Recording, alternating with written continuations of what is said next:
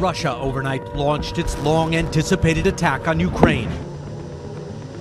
Israel has begun its offensive aimed at taking control of Gaza City.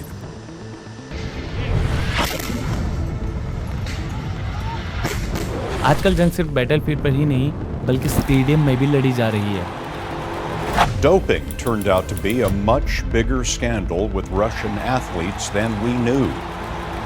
Countries अब सिर्फ military और diplomacy पर ही dependent नहीं है बल्कि स्पोर्ट्स को भी एक सीक्रेट पॉलिटिकल वेपन की तरह यूज कर रही है। Sports washing. It's likely a term you have heard a lot recently. Big news away from La Liga today is that Cristiano Ronaldo is heading to Saudi Arabia. Athletes अब सिर्फ players ही नहीं है बल्कि geopolitical soldier बन चुके हैं।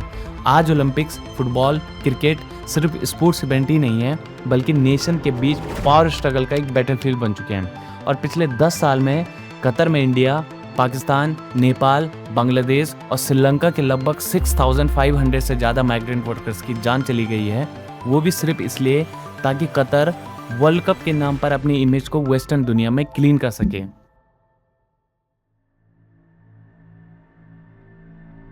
China ने हमेशा अपने एथलीट्स पर वेस्टर्न नेशन के खिलाफ जीतने के लिए हैवीली इन्वेस्टमेंट किया है और 2008 बीजिंग ओलंपिक्स भी चाइना का एक स्ट्रेटेजिक टूल था जिसे उसे अपनी political, economic and environmental image improve करने के लिए यूज किया था।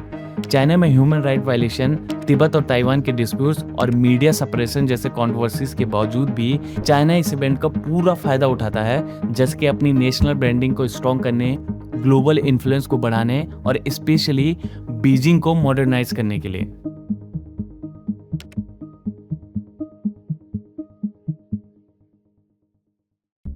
टू 2014 विंटर ओलंपिक सूची एक ऐसा स्टेज जहां दुनिया के बेस्ट एथलीट्स ग्लोरी के लिए कम्पीट करने आते हैं, but behind the scenes something far more sinister was unfolding.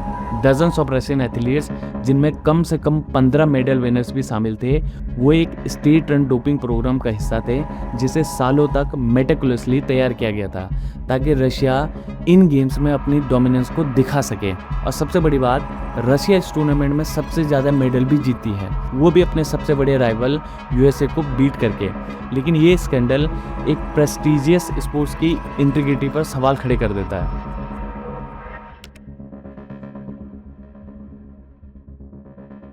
To 2010 FIFA world cup में north Korean mains football team लगभग 44 सालों के बाद दुनिया के सामने आती है, लेकिन उनका ये सफ़र एक नाइटमेयर बन के रह जाता है जब वो अपने तीनों ग्रुप मैचेस हार जाते हैं, जिसमें पोर्तुगल के खिलाफ 7-0 की भारी शिकस्त भी शामिल होती है।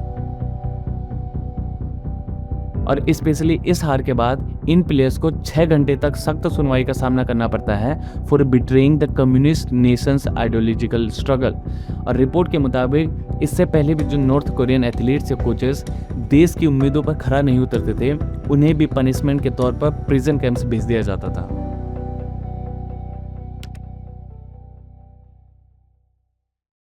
क्रिकेट को हमेशा से एक जेंटलमैन्स गेम माना जाता है, लेकिन आज के डेट में ये इंडिया और पाकिस्तान के बीच बढ़ते हुए वार का एक वेपन बन चुका है। और पिछले एक डिकेड में ये मैचेस पॉलिटिकल टेंशन को रिफ्लेक्ट करने का एक बड़ा प्लेटफॉर्म बन चुका है। और बीसीसीआई पाकिस्तानी प्लेयर्स को इंडियन प्रीमियर लीग में भी बैन कर देता है और इसके बाद दोनों देशों के बीच बायलैटरल सीरीज हमेशा के लिए रुक जाती है।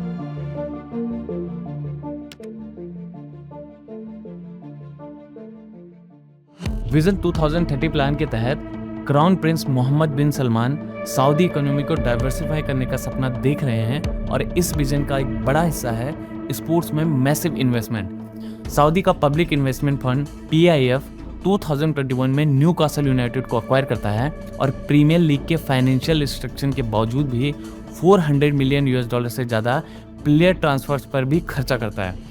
और इसके बाद फुटबॉल दुनिया में सब तब हैरान हो गए जब क्रिस्टियानो रोनाल्डो जनवरी 2023 में अल नसर ज्वाइन करते हैं, जो कि एक नए star studded Saudi pro league influx की शुरुआत करता है। और सऊदी फुटबॉल तक ही सीमित नहीं रहता, बल्कि ये गोल्फ वर्ल्ड को भी हिला के रख देता है जब वो लाइव गोल्फ लॉन्च करता है और इसका massive price pool top talent को भी यहाँ खींच के ले आता है।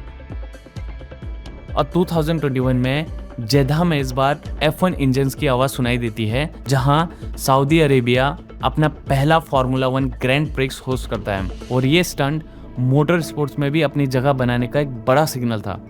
क्रिटिक्स इसे स्पोर्ट्स वॉशिंग भी कह रहे हैं, जहां सऊदी अरब स्पोर्ट्स का इस्तेमाल ह्यूमन राइट इशू और पॉलिटिकल कंट्रोवर्सी से ध्यान हटाने के लिए कर रहा है। लेकिन सऊदी के लिए सिर्फ रेपुटेशन मैनेजमेंट नहीं, बल्कि पूरे देश की इकोनॉमी और ग्लोबल स्टैंडिंग का फुल स्केल ट्रांसफॉर्मेशन है।